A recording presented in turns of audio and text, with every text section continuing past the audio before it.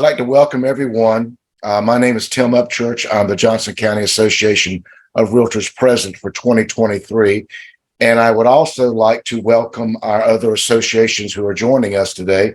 We have Orange Chatham County Association of Realtors, Durham Regional Association of Realtors, Burlington Alamance County Association of Realtors, and Raleigh Regional Association of Realtors. I'd like to welcome all you and thank you for participating in this Fair Housing Month resource we have today. So if we all would, if you'd go with me and let's pledge allegiance to our flag, please.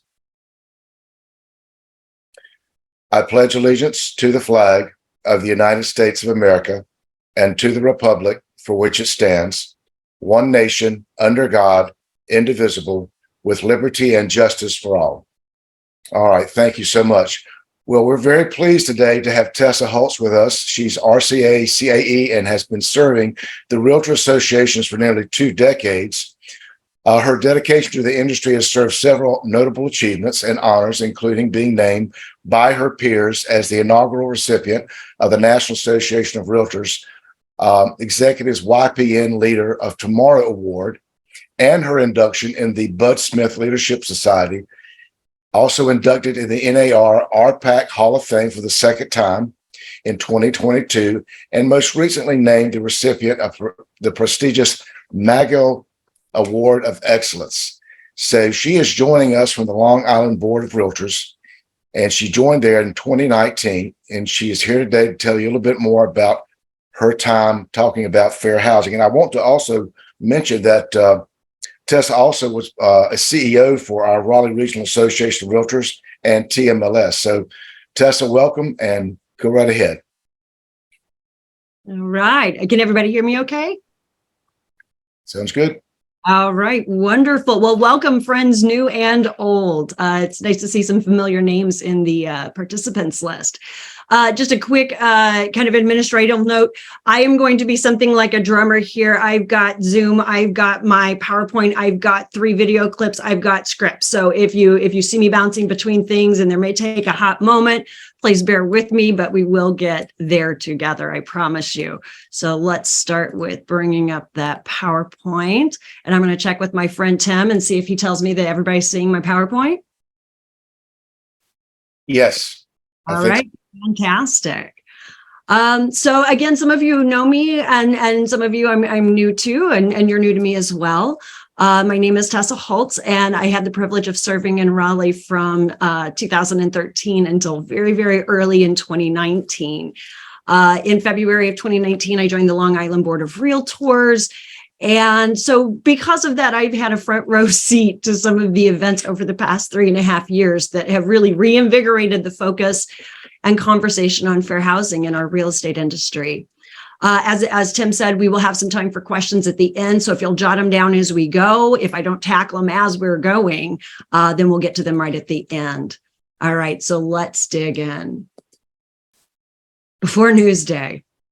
For most of the real estate industry, the starting point of this renewed discussion that we're having on fair housing, which has now expanded to fair lending and fair appraisals and disparate impacts of different kinds, that started on November 17th for 2019 for most of you, with the actual publication of Long Island Divided. But for ground zero, LIBOR, it was actually a bit earlier than that. We started hearing about rumblings about fair housing about 2 weeks after I joined the organization way back in March of 2019. So let's talk a little bit about the 8 months before Newsday published. The grapevine.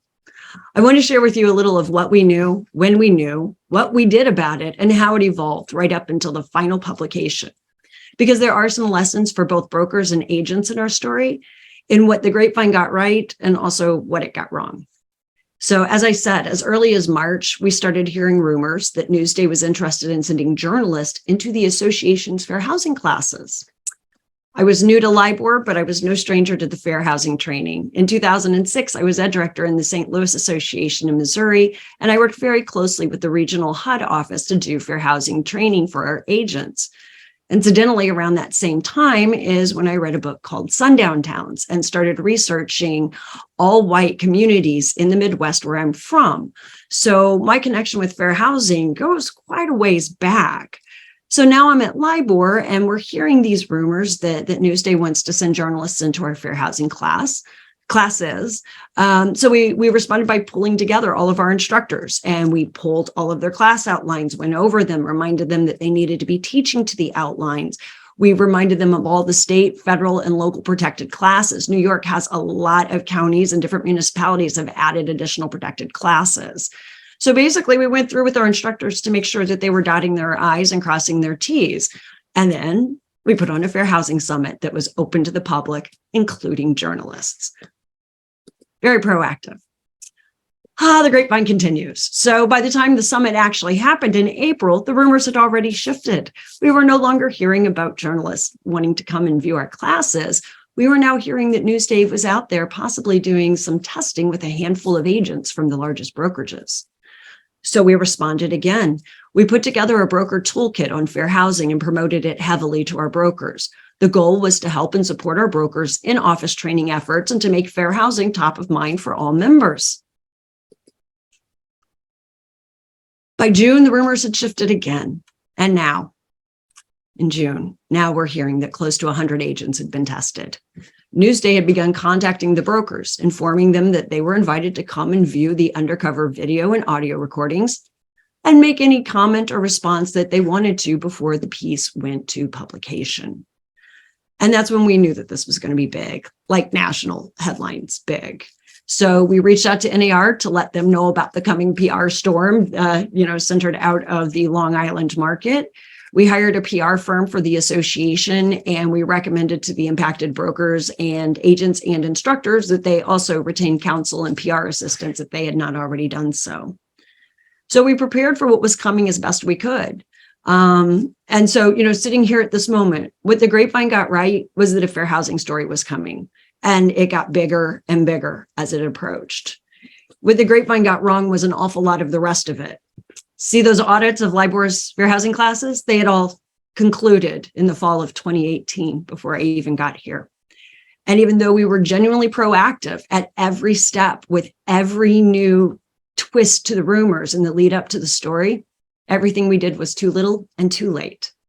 So those are the two big lessons that I think that brokers and agents can actually apply to your businesses and brokerages as much as they do to associations: timing and scale. So the timing lesson: the best time to stress understanding and upholding of fair housing laws was yesterday, actually. Today is the second best. You need to educate and stress on the importance of fair housing right now. Understand why. Why do we have fair housing laws? Who and what are they meant to protect? And this also means knowing your liability if you get it wrong. For a lot of states, E&O insurance will not cover fair housing infractions. If they do cover fair housing, you might find out whether or not they cover disparate impact. And then on the scale lesson, let me make sure I'm on the right slide here real quick. On the scale lesson, whatever you think is a good proactive amount of education and information and emphasis on fair housing for your business and brokerage, you need to do more. You need to do bigger. All right. Publication. We actually learned on Friday, November 15th, that the story would publish 2 days later on Sunday. So we informed our brokers and the 30,000 members of our association that the publication was pending, and we prepared them and ourselves as best we could. We didn't know the facts and the reporting yet, only that it involved testing of up to 100 agents, and we didn't know the overall substance of the story yet. So Newsday published Long Island Divided in print and online Sunday, November 17th of 2019. I want to note that for the online version, Newsday has permanently put this outside of their paywall, so it is always accessible. This is the one story you can always get to on Newsday without having a subscription. So just Google Long Island Divided and it'll take you right there. Okay, I can't actually see hands in this format, but so, ask yourselves, this is a question for everybody. How many of you have actually watched the entire 41-minute, 17-second documentary? Okay.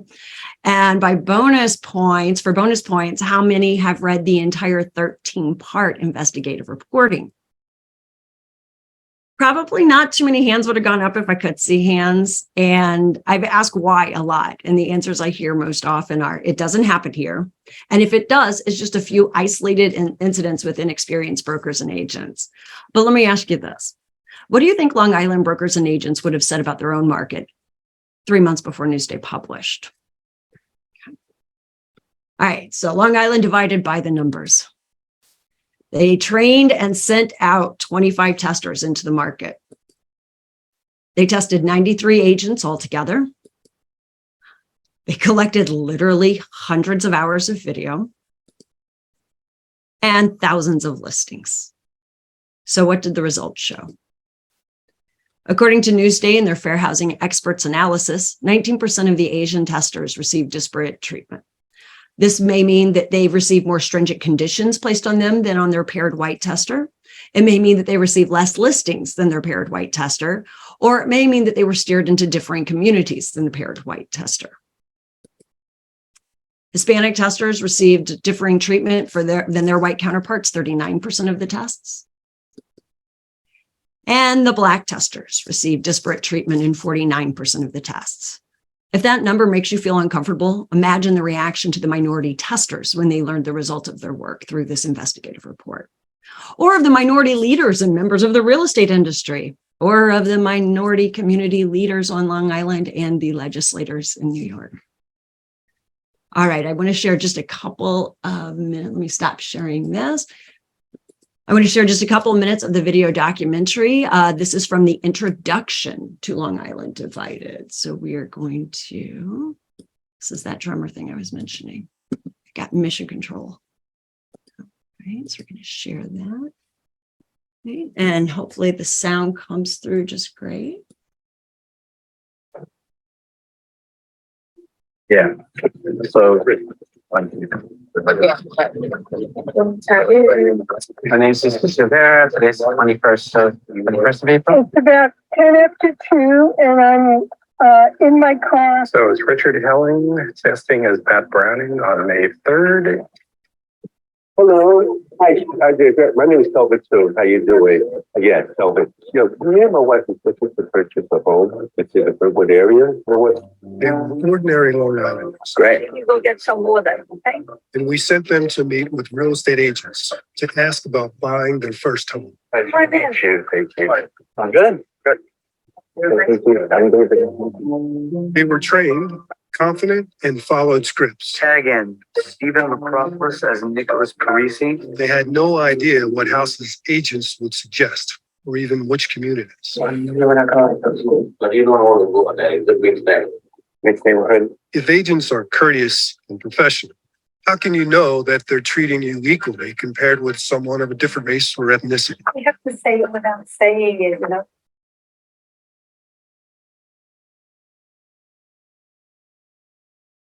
That last line was by far not the worst thing said in the Newsday Long Island Divided reporting. It was nonetheless one of the lines that resonated deeply with a lot of people, including the New York State Senate, as we will get to in just a moment. And I think the reason it resonated so deeply is because it speaks to the very wide divide that can exist between who is guiding housing opportunity and who is being guided. Let's go to clip 2.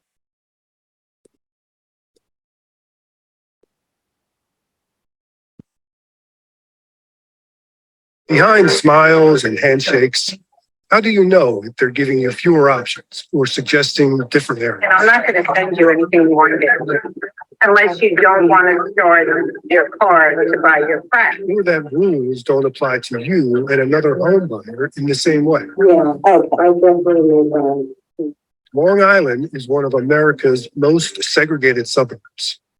Newsday set out to discover what role real estate agents might play in keeping it that way, potentially affecting the quality of lives. Technically, as a real estate agent, we should have used the buyers. In house hunting, it's nearly impossible to see evidence of hidden discrimination. You would never know unless you go undercover.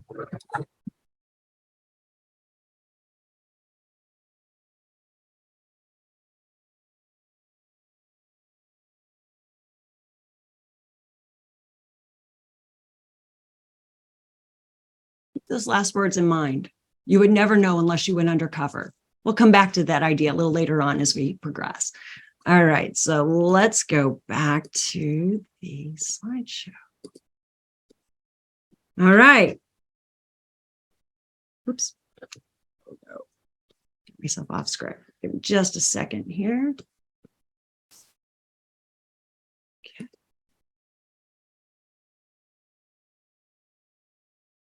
So as you might imagine, when Newsday published, a lot happened in a very short amount of time at the association, at the impacted brokerages, at the non-impacted brokerages, at state and national associations, and at our state legislature. Just 4 days after Long Island Divided published, the New York State Senate called for hearings to investigate discrimination in real estate. And less than a month after publication, the New York State Senate held their first hearing. It was live streamed and now archived and available on the New York State Senate site. The senators had invited representatives from the real estate licensing body. That would be the Real Estate Commission in North Carolina. In New York, it's called the Department of State. They invited the impacted brokers, the office managers, and the agents that were named in the publication. The senators were deeply troubled by what they had seen, and they wanted to ask the industry questions under oath. Only one of the 68 invitees appeared. The senators were furious. The next day's headline: for the first time in decades, the New York State Senate elected to use their subpoena power to compel appearances and testimony from the licensees that did not appear voluntarily. Presumably, it took 2 months for maintenance to use some WD-40 to get the rusty gears of bureaucracy moving again, because it wasn't until February that 25 of the brokers, office managers, and agents featured in Newsday received their subpoenas. The second round, these compelled rounds of hearings, were scheduled for April. And then, plot twist. So we'll be talking for decades to come about the many, many, many impacts of COVID, large and small, when it appeared out of nowhere early 2020. In the very early and hard-hit state of New York, one of the first effects was to delay the scheduled hearings that were set for the following month. And while the senators were delayed from holding their hearings, a couple of other things happened. On May 25th, George Floyd died in police custody. Protests began locally the following day, and they were occurring in major cities across the US, including New York, by May 28th. And then on the evening of June 3rd, a Long Island real estate agent, angry about the protest, shot and posted a video on social media. He used racial slurs, he brandished a weapon that he said he'd pay a lot for, and he wanted to use it. The video went viral overnight. The association logged numerous complaints via the phone, email, and social media within the first 24 hours. It was featured on local news. His real estate license was revoked by the state within days. And because it seemed like the licensing division was also using some WD-40, lots of gears that had not been used in a long time were suddenly being brought back into service, all because of Newsday. And another thing to note, because time has gotten a little fuzzy over the past 3 years, this video happened in June. 5 months later is when NAR's board of directors passed 10-5. So if you need any more evidence that what happens on Long Island doesn't stay on Long Island, keep that in mind. And while we're talking about 10-5, let me just say this briefly. Before and after NAR passed 10-5, LIBOR personally has logged a lot of what we call social media offenders. As they come to our attention, we log them, we reach out to the broker, let them know that the public is upset, and it's up to them to move forward with that. For about a year, we were averaging one per month. But so far, we've had almost no 10-5 complaints officially filed at our association. I would imagine yours are probably much the same. So let's see. All right, so 2 months after the viral video had risen to infamy and 4 months after the original date set for the hearings, the Senate rescheduled the COVID delayed hearings for the subpoenaed brokers, the office managers, and the agents for the following month. So how did it go? Well, there's a lot that could be said about those 7 hours of sworn testimony. Rob Hahn wrote the Cliff Notes versions, and it includes some video snippets as well and links to the full videos. He titled the post, "The Terrible, Horrible, No Good, Very Bad Day for Realtors in the New York Senate." It clocked in at just shy of 6,700 words. Like I said, there's a lot that could be said about those. But for today, let's just focus on the recurring themes. As the senators questioned the office after office, some definite themes arose. Some of those themes came from the questions that the senators were asking, and others came from the answers that were being given over and over. Theme number one, the number of agents being supervised by a single broker. This came up over and over, with the senators asking very pointed questions about how effectively a broker can actually meet with, supervise, and train each individual agent in offices that have hundreds of agents. But that's why large brokers employ branch managers, I hear you thinking. The senators heard this answer from our brokers as well, which takes us to, and you can perhaps guess how unsatisfactory the senators found this in light of theme number one. Office managers do not actually have any supervisory obligations or consequences, i.e. they actually have no skin in the game for failure to supervise under New York's licensing regulations. After hearing this from the brokers that they relied on the office managers to supervise and train, this left a very strong sense on the part of the senators that there was actually no real accountability in real estate. Theme number three was that the education requirements and instruction being provided to the licensees was pointedly inadequate. After watching many hours of videos with agents showing what appeared to be unequal treatment, the senators understandably thought that what education providers were doing just wasn't working. Okay, and we are going to hop over to clip number three real quick.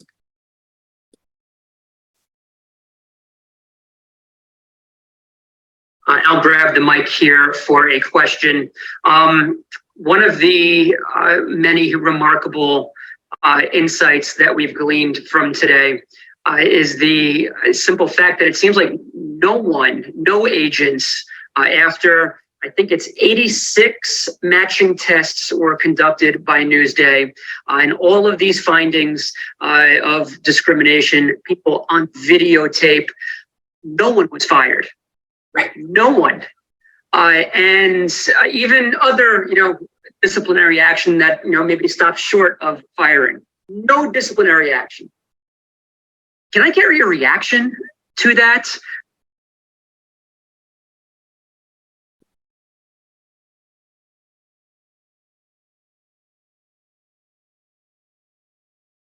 So that was Senator Skoufis telling you about theme number 5, which is no one was fired. In real estate, unequal services can and does go unrecognized by the very people that it's happening to. They receive some listings, if they get some service, that doesn't send up the same kind of red flags that a complete denial of service does. Unequal treatment with a smile is discrimination hidden from the victim and can only be uncovered by testing. So some of the outcomes. These are the recurring themes that permeated the hearings, ended up being very much expressed in the legislation. So the legislators, they did remain silent on the number of agents that can be affiliated with a single broker, although they did seek more accountability within the brokerages. New York now has a supervisory standard for office managers and the regulations that are equivalent to that of the broker. It doesn't relieve the designated broker of any liability. It just allows for both the broker and the office manager to be charged with failure to supervise going forward. On the theme of education, New York licensees are now required to take implicit bias classes, cultural competency classes as part of their continuing ed, and they've expanded the number of hours for fair housing training in new licensing. And those providing CE courses like the association, it's created a lot more scrutiny on who's doing the instruction, what they're teaching. On the theme of hidden discrimination and steering in violation of fair housing laws, sometimes the only way to know is to test. So in New York, renewal fees for brokers and agents were increased, with the excess going towards more fair housing testing. Maximum fines were doubled for license violations, with the increase going towards more fair housing testing. In 2021, New York's Attorney General announced a 2-year program with $4.5 million available in grant money for local and state fair housing testing organizations. In February of this year, it was renewed for another year at $2.2 million, as well as New York City committing $3.1 million to testing. An era of new testing in real estate has begun. Yes, it started on Long Island, but it won't stay on Long Island. Since Newsday published, the news stories coming out about unequal treatment in lending, appraisal, rental, residential sales are regular, and they're happening nationwide. So just like the Long Island story reached far beyond Long Island, so too will some of these legislative outcomes when other states start looking at how do they strengthen their fair housing laws. So fair housing now and moving forward. My last point on legislative outcomes bears repeating here. A new era of scrutiny has begun in real estate, and it includes testing. And that takes me back to an earlier point. Whatever amount of fair housing training, education, or emphasis you think is enough for your business, do more. Don't find out it wasn't enough when it is too late to do anything about it. Going forward, brokers and agents need to be very cautious about unnecessary information being injected into real estate transactions that can lead to fair housing issues. If the information is about the property on offer or the terms of an offer, think long and hard about why you would want to be responsible for introducing it into a real estate transaction. And I am talking about proxy information like school and crime, demographics, but this also means buyer letters or love letters. I could talk about all the subtle traits that could be signaled in buyer love letters, like the perceived information carried in given names, surnames, whether or not English is a primary or secondary language. But let's take one step back even further. Who writes love letters? Buyers. It's easy, right? Buyer love letters. Okay. Who in a real estate transaction could be charged with fair housing violations? Everyone else. The listing agent, the broker, the appraiser, the lender, the seller, or the landlord, right?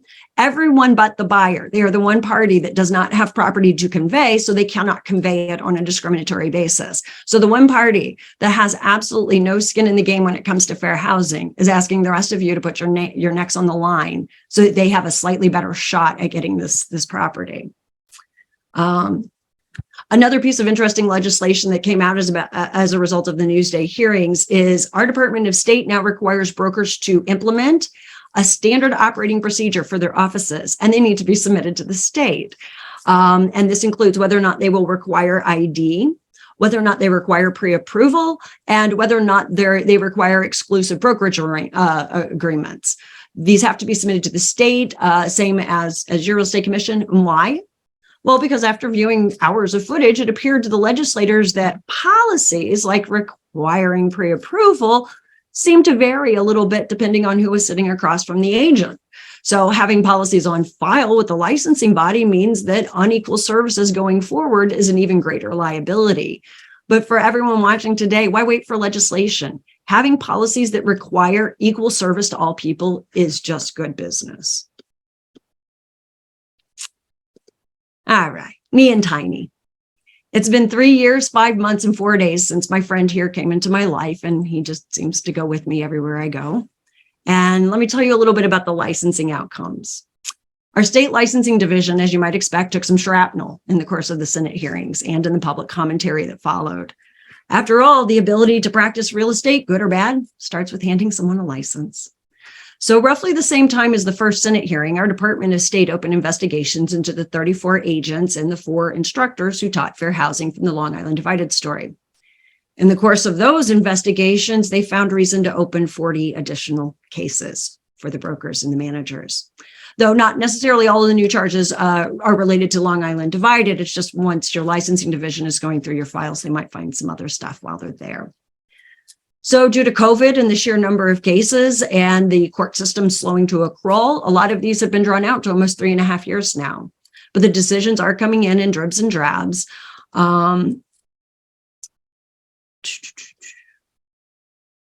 the flip side, so our Department of State has to really prioritize which cases it's going to press forward and which cases it's going to appeal. So right now, out of the original Newsday, there are 70 or so cases. But on March 15th of 2021, the Legal Aid Society of New York City, working with the Housing Rights Initiative of New York City, held a press conference and announced a discrimination case against 88 brokers, agents, and landlords after a year-long investigation. So our Department of State had to add something like 70 new cases then. Then in May last year, HRI filed another record-breaking discrimination case, 124 brokers, agents, and landlords. So our Department of State, our licensing division, got a second and third unprecedented number of simultaneous cases to its already extraordinarily and overstrapped caseload. And I told you that millions and millions of dollars had been set aside for testing. That means that the state's caseload is only going to get worse. They have to open an investigation into any publicly reported cases, like Newsday, like any cases that make headlines. So whether or not you personally have warm, fuzzy feelings about your real estate commission, you have to know that having a regulator that is absolutely swamped is not good for any industry. It affects their ability to respond to everything from timely license renewals is an issue in New York. And sometimes there are real nightmare cases out in the field and they can't get to them. So Newsday kicked off a need of revisiting how fair housing is going today, some 50 years after it came into law. But the conversation has only gotten bigger and wider and longer since Newsday, because the issues in fairness in housing, they're just getting started. So I want to thank you for having me come and tell you a little bit about what we knew and when we knew. The title of my program was When Fair Housing Comes Home, and it's a play on a Midwestern expression that eventually all of your birds will come home to roost. And it definitely came home to roost for Long Island.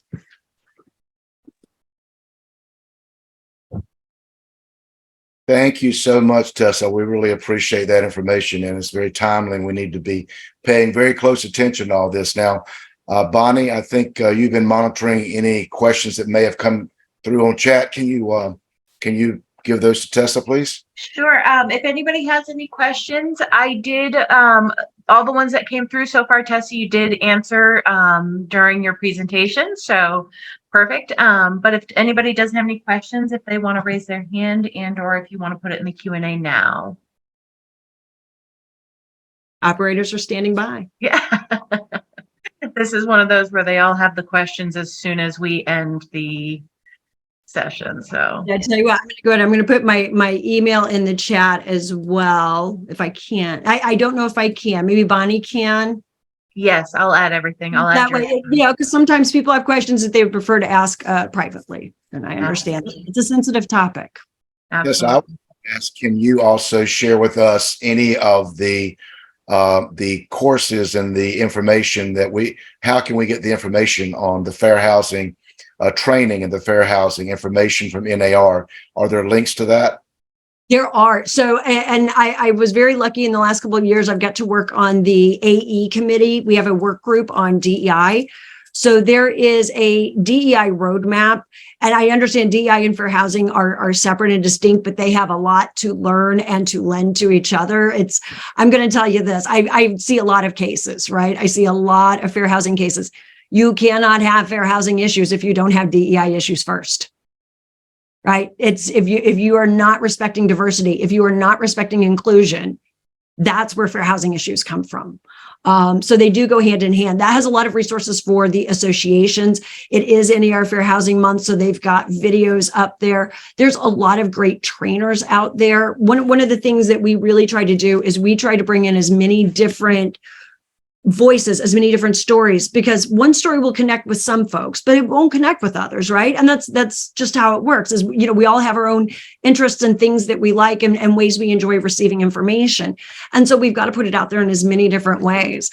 We created a fair housing hub on our website. It's lirealtor.com/fair housing. And down in the hub, we have videos, we have podcasts, we have audiobooks, because again, different people come out, I would never sit in a class, but I would definitely listen to a book, or I would never do a podcast, but I would totally, watch a video. So just keep it coming in a variety. An interesting stat that I certainly use, and I don't know if you all hear this at your association, but it has been 3.5 years, as I've pointed out.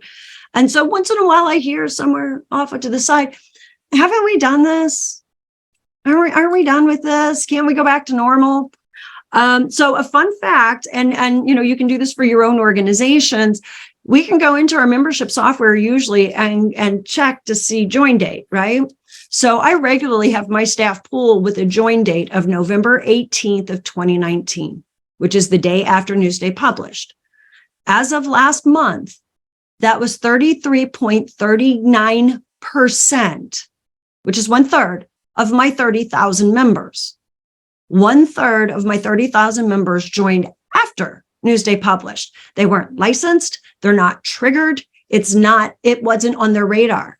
So, as associations, we do have membership turnover. We tend to, especially at the leadership level, we tend to look at that top line number. What is the total members? And it'll go up and it'll go down. It doesn't tell you anything about the churn that is going on down there. You could be turning over anywhere between 2 and 10 to 13% of members each year, which means we always have to be sticking to those basics too, right? Because some of our members just got here. And so with us in fair housing, it's been 3 years. So yeah, a third of my membership is new now. So our work is just getting started all over again. It's a constant challenge to continue to have proper education for everyone. And it changes daily. Yep, absolutely.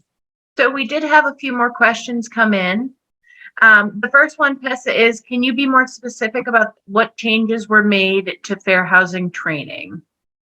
Yeah. So as I said, they expanded the number of hours for pre-licensing. And I don't remember off the top of my head. I think they doubled it. It was something like going from 1 to 3 or from 2 to 4. They added cultural competency and implicit bias as 2 separate classes. Those are individual classes that you must meet with every license renewal now.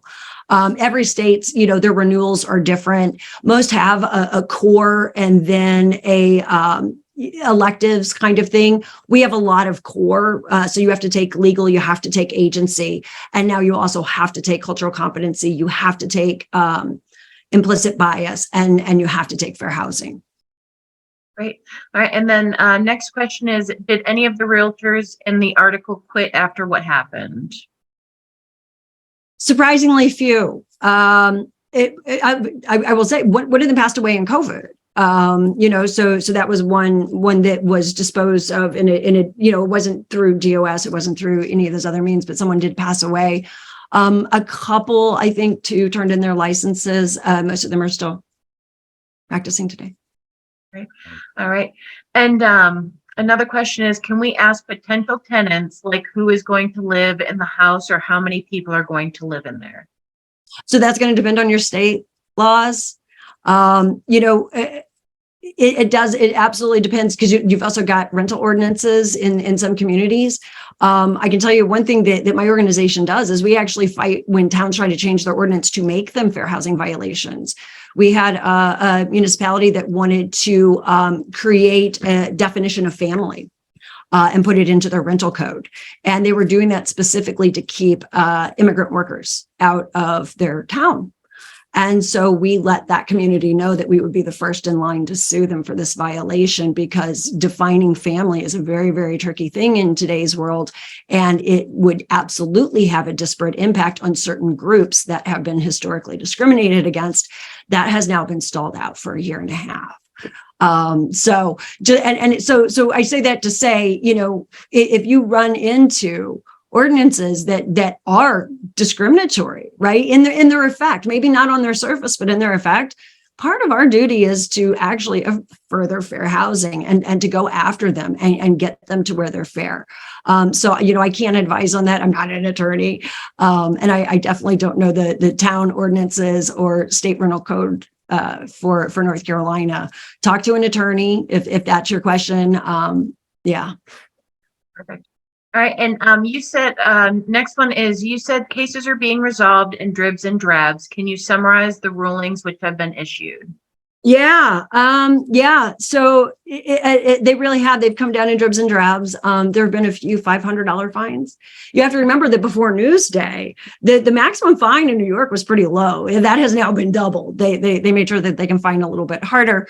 But yeah, again, there wasn't this, oh my gosh, fair housing is this big important thing. So here's all of these protections for it, right? These fines and these triggers and all of this. So some folks are getting fined $500. A couple had their license suspended for periods of time, 6 months. Again, it's it's been unsatisfactory, I think, all around, right? It's, the agents feel like they were taken out of context. The Department of State is overstrapped and trying to press forward on these cases. But I mean, they're literally overwhelmed. Hundreds and hundreds and hundreds of cases just in this one. This is not counting agency violations. This isn't counting trust account violations. This isn't counting escrow violations. This is just fair housing. And we literally are giving them hundreds of cases every couple of months. It's crazy. So did I answer that question? Yeah. Sorry, Yeah. Sorry, right. about the number of cases. I just did a presentation on Tuesday for my brokers called In Case You Missed It, where I went through the 55 cases that have happened since fair housing that have resulted in $5.75 million in penalties. That's not all the cases. Those are the ones that had the penalties in the headline. So they made great screenshots. It's a big deal. It's a really big deal. And yeah, we definitely, our regulations got some teeth after Newsday. Yeah. Wonderful. All right. So next one is, this wouldn't apply as much to the discrimination in this case as much as the discrimination by sellers or the seller's agents. What are your thoughts about overhauling the real estate industry to have buyer offer to purchase only use initials? I've always thought we could qualify our buyers and verify their identity and standing, much like our agency forms. Then all OTP and or RTP forms submitted to sellers would only show buyer initials. Just a thought. I'm curious if you've heard that idea. Yeah, and that is out. So I've absolutely heard that idea. It is things that are being discussed in fair housing circles. I can tell you in the rental market, I'm very lucky. I get to work with the NER Reach companies. I'm one of the Reach mentors. And so since Newsday happened 3 years ago, I always tell them, give me anybody who's doing property management. If they're in rentals, those are the ones I want to work with. And we talk about how they need to be working with their clients, right? And checking source of income laws wherever they're helping landlords.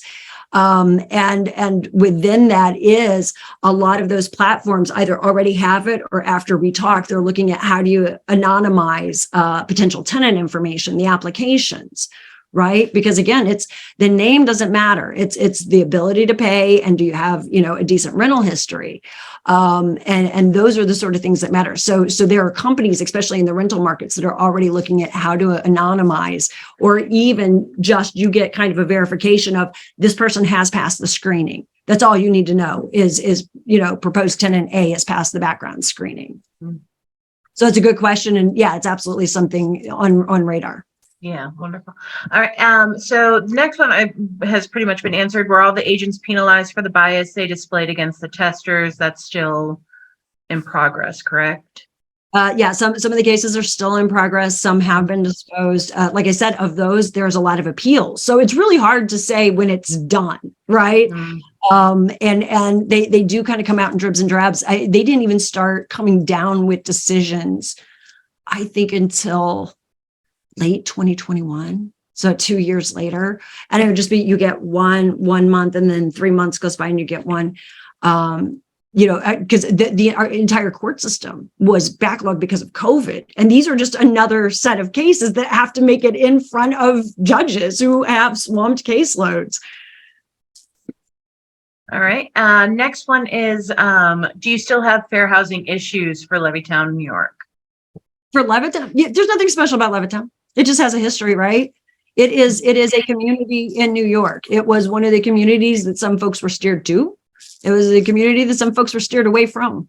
So yeah, there's, what you saw, Long Island Divided was racial residential steering. It is one type of fair housing violation, right? One type of fair housing issue.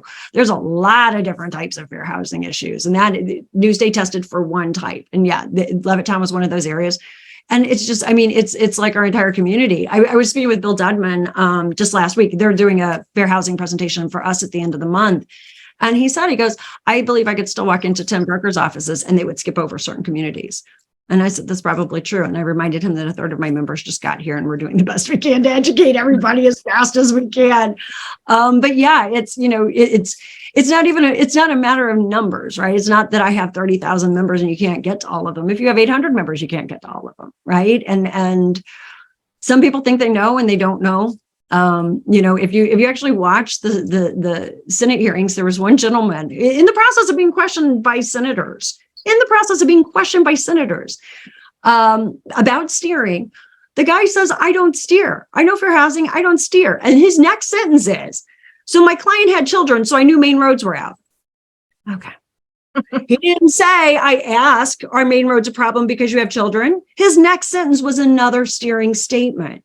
So this is not someone who is malicious. He just literally does not know what he does not know. Right. And we saw that a lot in the news day. There were some that I can't say that about, right? There's some that were blatant. They knew what they were saying. They used a code language and they tried to convey that they were using coded language to send a message. And others just, they think they got it and they're wrong. They're 45 degrees, they're off. So. All right. And next one is, were the offender's name blasted on the commission website like they do in North Carolina? No, they were not. No, they were not. If you want to know about them, you got to know where to go on the Department of State website and find decisions and sort through all the decisions, including people practicing without a license and some broker who kept, someone's security deposit. You got to sort for them. It was never prominently displayed. Like I said, I had a really interesting conversation with our licensing division right after the gentleman with the shotgun. Oh, that guy. It was interesting because, other organizations don't necessarily understand us, right? They do not understand realtor associations. And so, we were talking and he said something about your members, right? Because if we were referencing Newsday, we were referencing the guy with the gun, your members. And I said, you understand that if you give them a license, they're eligible for membership, right? It starts with you. It doesn't start with me. They don't join me and then go get a license. You've given them a license to practice real estate. That's what makes them eligible. So before you think that the industry, grows bad apples, you need to think, you gave them a license. If they then behave badly, don't blame the trade association. We are an education networking organization, but you gave them a license. And that changed his understanding of our organization. We work very, very closely now, right? Because very often if someone's on his radar, they're on my radar. And if they're on my radar, they're on their radar as well. It tends to work that way, right? But yeah, there was a fundamental misunderstanding of how we work. That it was kind of like, oh no, we can bring in whoever we want. We can kick out whoever we want. If we choose not to kick them out, it's because we love them. We think it's great. We fully condone this, right? And so that was a misunderstanding I needed to sort out with the Department of State so that they understood that, our members are who our members are, and they cover the entire scale, just like the licensees that he hands licenses to. Yeah, that's a great point. Next question is, I understand we're talking about fair housing violations, but how do we proactively help people of color and other protected classes get housing? So that is a highly variable one because it goes back to communities, right? It's what is the challenge in your community? Where is the challenge in your community? And what tools exist in your community? One of my favorite new tools are SPCPs. And hopefully you guys, if you haven't started hearing about them, you will start hearing about them. Special purpose credit programs. These have actually been on the books as available since the 70s, since around the time fair housing law passed. But because of what they are, they've kind of sat on the side because what they are is a special purpose credit program. So these are loans that lenders can make based on either a geography that has been economically depressed or people. So the people part probably made everyone, hopefully on this fair housing video, go, oh, wait, what? And that's exactly why SPCPs have sat exactly where they were known, but not much utilized since the 70s. Early last year, early in 2020, it was like 7 or 8 federal agencies came out and signed on to this letter going, offering special purpose credit programs is absolutely not a violation of fair housing. In fact, it's one of the tools to rectify historic harms created by fair housing, violations. So we're starting to see more and more banks start to do special purpose credit programs. And so these are lending programs designed to work for economically depressed areas or groups. Mostly, of course, we're seeing banks roll them out for areas. And so it's another lending tool.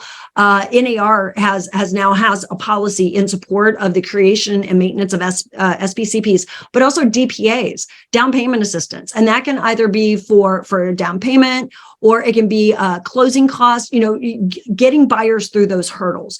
Because again, there are certain groups that have not gotten access to generational wealth. So that is going to be their biggest hurdle, is how do we get you across that one gap that stops a lot of first-time home buyers, which is getting enough for that down payment. So finding out about down payment assistance programs and making sure that the agents know, so they're talking to the clients that come in, but also any community groups, right? If you have any groups that serve, like, on Long Island, we've got so many. We've got a Hispanic Chamber of Commerce. We've got a Native American Chamber of Commerce. We've got NAREP. We've got NAREP. We've got all of these groups. So when we find out about great things, we can help get that information to folks, because what that means is that someone might walk up to an agent going, hey, I already know about a special purpose credit program at a community lender here, and I'd like to look at some houses. Right. So we need to get the agents informed on these programs and these other ways to kind of open up that on-ramp into home ownership. But then also we need to be educating the public too, so that they're ready. The pharmaceutical industry figured that out a long time ago. How many people walk into their doctor, hi, I'd like to try XYZ prescription drug because I saw a commercial, right? So we need the public going, hey, there's a down payment assistance program, and I think this might make a difference. I'm ready to start looking at houses. Great information.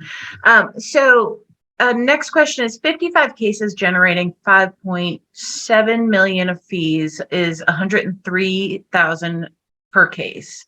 Oh, I love this person's math. I love this person's math. It also works out to one case every 50 or every 25 days since Newsday published. I love this. Okay, so anyway, I will tell you one of those, and it doesn't matter who, but one of those was a single judgment of 4 million.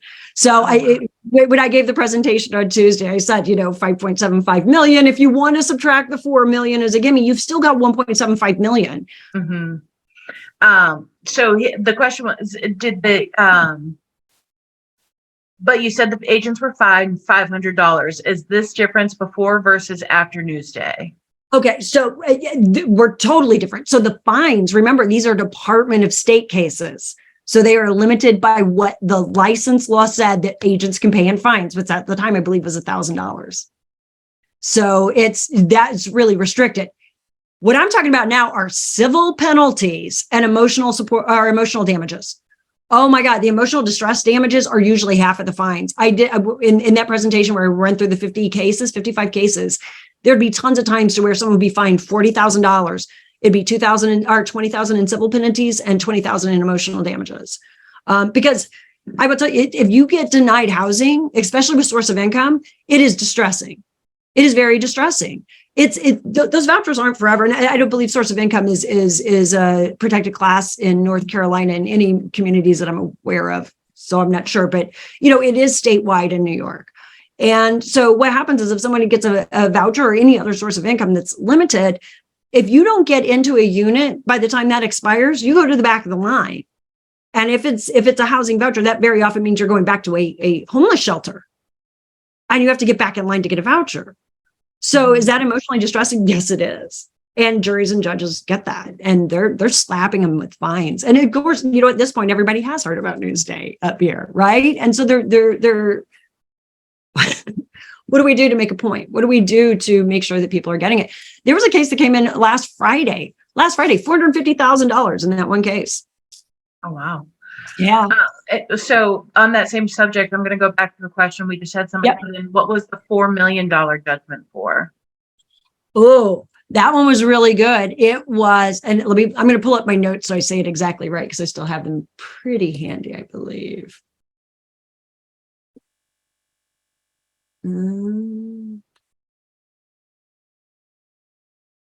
They had, so the brokerage had policies for minimum home values that they would list. So minimum home values means that you can perpetuate racial segregation and contribute to the racial wealth gap by refusing to serve those communities. So that was more of a disparate impact than a direct, here's a fair housing violation, right? Disparate impact, keep an eye on it. That is, you'll see a lot of that going forward. Wow. Because that's just data. I just sit back and I can look at the data, right? I don't have to find the policy in your company that discriminates. But what I can do is I can look at the data that says all of your offices are only in, these kind of communities, and you have no offices in these kind of communities. You haven't sold a home in these kind of communities in the last 10 years, and yet you've sold many homes in the neighboring community. Isn't that interesting? That's when we start talking about disparate impact. Wow. And last question, which I think is a great question, is can you make fair haven training mandatory? Okay. Yes, sort of, kind of. Okay, so here's the deal. Remember, I said, what did I say earlier about to the Department of State? Hey, you give them a license. I don't have a choice if they're my member, right? Because that's NAR policy. And it's an antitrust policy, right? We are associations. We are a group of competitors coming together to set industry standards. That's, we're already kind of in the ballpark, right? So we have to be careful. So that's why NAR does have low membership requirements, right? If you have a license, if you're with a member brokerage, if you agree to take our code of ethics every, 3 years, and you pay dues, you're in. And they do that to avoid antitrust, that, competitors keeping competitors out of the marketplace. So we have to have low membership requirements. And that's part of what I shared with our Department of State. It's, again, it's you. If you give them a license, they're my member if they want to be. That's it. That's how it goes.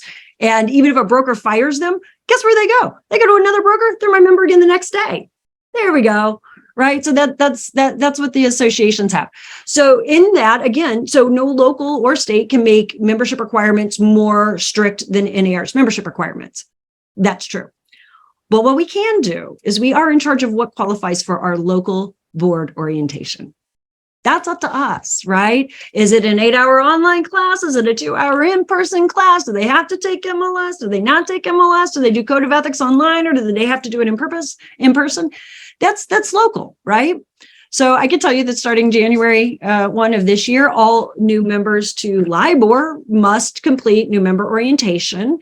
They must complete their code of ethics training, and they must complete the Fair Haven simulation to pass their orientation program. So that's how we're catching all the new ones coming in. What we've done for our existing members is if you want to serve on a committee or on the board, you must have completed Fair Haven. To volunteer in any way, shape, or form at LIBOR, you have to have completed Fair Haven. So we have those required, those levers within our associations as well, right? You can catch the new members coming in with Fair Haven, with putting it in your orientation, but you still get all these existing members, and you can't create a membership requirement more strict than NAR. But what you can do is decide what qualifies for your leadership positions. I hope that answered that question. Yes, it did. And anybody who hasn't taken Fair Haven, I mean, it's really just, it's interesting, if anything else. I mean, it's definitely not a boring training to go through. So, so we did have a couple more come through while we were going over that. Somebody asked, so potential buyers are suing agents. How does the buyer prove a violation or harm?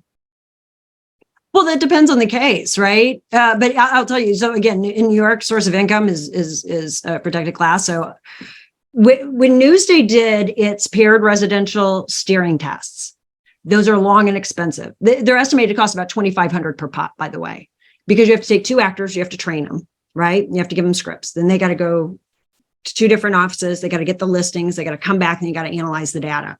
So it's expensive and it takes time. This is a source of income call. Hey, I saw you had a 2-bedroom. Is that still available? Great. And I'll be using a voucher. Oh, you don't take those. Is that green with an N or green, GREENE? Thank you. So that's why you see Housing Rights Initiative, they filed the 88 cases and they filed 120. They actually filed another 12 cases last week. I mean, they can rack up the numbers. They can put them up on the big board. It depends on what kind of violation. A source of income violation, super easy to prove usually. If it's being steered or not being given the full service, that is hard. I would say talk to Fair Housing Enforcement Agency to find that part out. I'm not an expert on fair housing testing. I know a lot about it, but I'm not an expert on it, and I don't want to get outside of my lane. Great, thank you. And then I have another question that I think goes back to when you were talking about the $4 million litigation. It says, what about agents who specialize in luxury homes? And I'm assuming that's when you were able to find the data through their closing. Right. You know, and that's an interesting question. It's one of those things. It's, I don't have a good answer for that. I just know that if you're not accessible to all and responding to all equally, that will be a problem.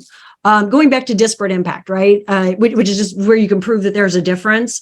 Think about this with any phone calls, right? One person calls Mary Smith and she leaves a voicemail. 2 minutes later, a different name calls and leaves a voicemail. Do you call Mary Smith back the same day and then the other one gets called back the next day?